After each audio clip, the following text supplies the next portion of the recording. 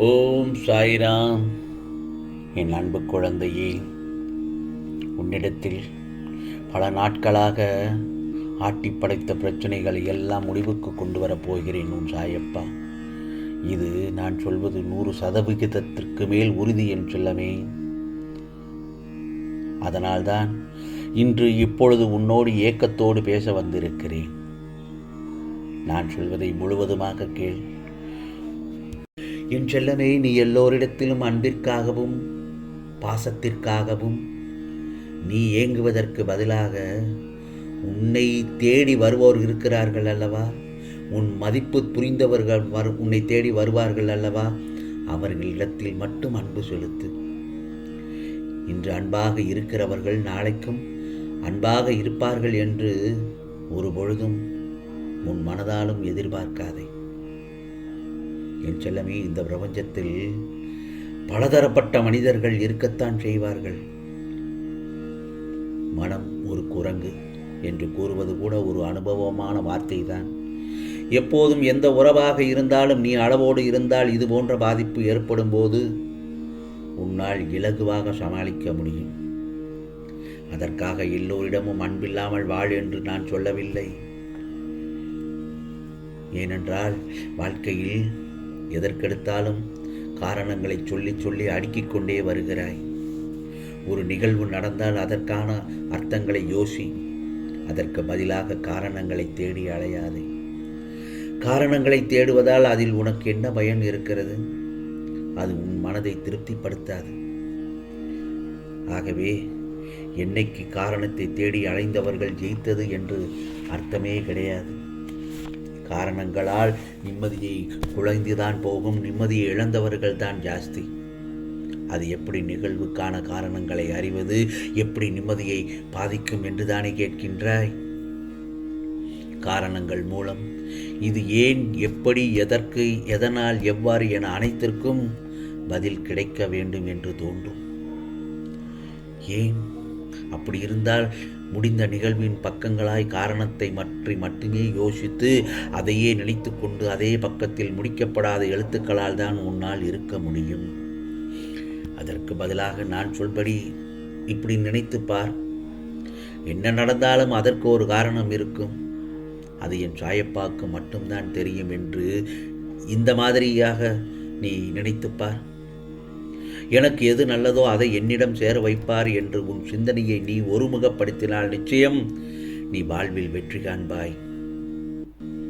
உன் மனதில் உன் நிம்மதி தொலைய காரணம் எப்போதும் ஏதாவது எண்ணங்களை நீ உன் மனதிலும் உன் புத்தியிலும் அசை போட்டு கொண்டே இருக்கிறாய். அதுதான் காரணம். அதையெல்லாம் மெல்ல மெல்ல உன்னை ஆக்கிரமிப்பு செய்து உன் நிம்மதியை குலையச் செய்கிறது. புரிகிறதா? ஆகவே உன் குணநலன்களை ஒரு விஷயம் பாதிக்கிறது என்றால் அது உன்னை ஆளப்போகிறது என்றுதான் அர்த்தம். அதை வெட்டி சாய்த்து விடு. நல்லவற்றை நாம் தண்ணீரை ஊற்றி வளர்க்கலாம். ஆனால் வெட்டது என்றால் முதலில் அதை முளையிலேயே கிள்ளி எறிந்து விட வேண்டும். உன்னையும் என்னையும் யாராலும் பிரிக்க முடியாது தானே? உன் அன்பின் மீதும் பக்தியின் மீதும் எந்த குறையும் இல்லை. உன் பக்தி அவ்வளவு தூய்மையானது என் செல்லமே. குதர்க்கமான எண்ணங்கள் தான் உன்னை பதற வைத்து கலங்க வைக்கிறது. அதை நிச்சயமாக உன் சாயப்பா உன்னிடத்திலிருந்து வெட்டி எரிந்து விடுவேன். கவலைப்படாதே. ஏனென்றால் அது உன்னை அவ்வளவு பதற வைக்கிறது. ஒரு நிமிடம் சாயப்பா என்னையும் என்னை சுற்றியுள்ளவர்களையும் நிம்மதியாக வாழ வைத்து அருள் புரியுங்கள் என்று நினைத்து கொண்டால் அமைதியாக அந்த குதர்க்கம் உன்னை விட்டு அகன்று போகும். எப்படி? சாயப்பா என்னை சுற்றி உள்ளவர்கள் எல்லோரும் சந்தோஷமாகவும் நிம்மதியாகவும் இருக்க எனக்கு அருள் பாலியுங்கள் என்று நீ முதலில் அந்த மாதிரியாகவும் நினைக்க வேண்டும். அப்படி இருந்தால் நிச்சயமாக உன்னிடத்தில் நான் எப்பொழுதும் குடிகொண்டுதான் இருப்பேன் என் செல்லமே. கவலைப்படாதே. இனி உன் வாழ்க்கையில் நீ கவனமாக நடந்து கொள்ள வேண்டிய தருணத்தில் இருக்கிறாய். நான் சொன்ன அறிவுரையின்படி உன்னை கஷ்டப்படுத்துபவர்களை பதிலுக்கு பதில் நீ கஷ்டப்படுத்தாதே. இதுதான் என்னுடைய அறிவுரை. யாரையும் பழிக்கு பழி வாங்க வேண்டும் என்ற எண்ணம் அவர்கள் எப்படி இவ்வளவு வாழ்க்கையில் முன்னேறினார்கள், ஐயோ அவர் அந்த குடும்பம் எப்படி இப்படி இருக்கிறது என்று ஆசைகளாம் வேண்டவே வேண்டாம். உனக்கேற்ற ஆசைகள் போதும், உனக்கேற்ற விரலுக்கேற்ற வீக்கம் போதும். அதீத ஆசையே வேண்டாம் என் செல்லமே. படிப்படியாக வாழ்க்கையில் முன்னேற கற்றுக்கொள். எடுத்தவுடன் பெரிய பணக்காரனாக வேண்டும் என்று நினைத்தால் அதே பணக்காரன் பார் என்று கீழே விழுந்தால் அந்த அடி உன்னால் ஏற்றுக்கொள்ள முடியாததாகத்தான் இருக்கும். சின்ன சின்னதாக வாழ்க்கையில் முன்னேற கற்றுக்கொள். அதுதான் உனக்கும் நல்லது, உன் குடும்பத்திற்கும் நல்லது. நான் அதே போலத்தான் கயவர்களையும் உனக்கு துன்பத்தை தருபவர்களையும் கண்டால் உடனே விலகி போய்விடு. அவர்கள் உன்னை பழிக்கு பழி வாங்க வேண்டும் என்ற எண்ணத்தோடு உன்னை பழகிக் கொண்டே இருந்தால் அவர்களிடத்தில் நீ சற்று விலகியிரு. அவர்களை கண்டவுடன் நீ தலை குனிந்து எங்கும் திரும்பி பார்க்காமல் போ என்று சொல்லவில்லை. அவர்களிடத்தில் ஒரு புன்முறுவலை காட்டு. வணக்கம், நான் சென்று வருகிறேன், பார்ப்போமா என்ற ஒரு வார்த்தையோடு அந்த முகத்தில் ஒரு புன்முறுவலோடு சென்று அங்கிட்டிருந்து நகன்று விடு. அவர்களுக்கு தலை குனிவாகத்தான் இருக்கும். கவலைப்படாதே. கஷ்டமான நேரத்தில் என்னுடைய நாமத்தை சொல்லிக்கொண்டே இரு. ஓம் சாய்ராம், ஓம் சாய்ராம் என்று என் நாமத்தை சொல்ல சொல்ல உன் வாழ்க்கை மெருகேறுவதை நீ நிச்சயமாக உணர்வாய் என் செல்லமே. இதுதான் உன் சாயப்பாவின் சத்திய வாக்கு, அருள் வாக்கு.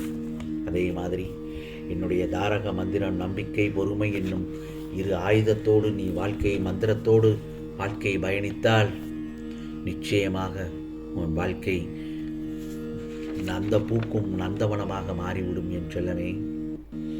ஆகவே யார் என்ன நினைத்தாலும் சரி, நீ உன் வாழ்க்கையை உண்மையாக நடத்து.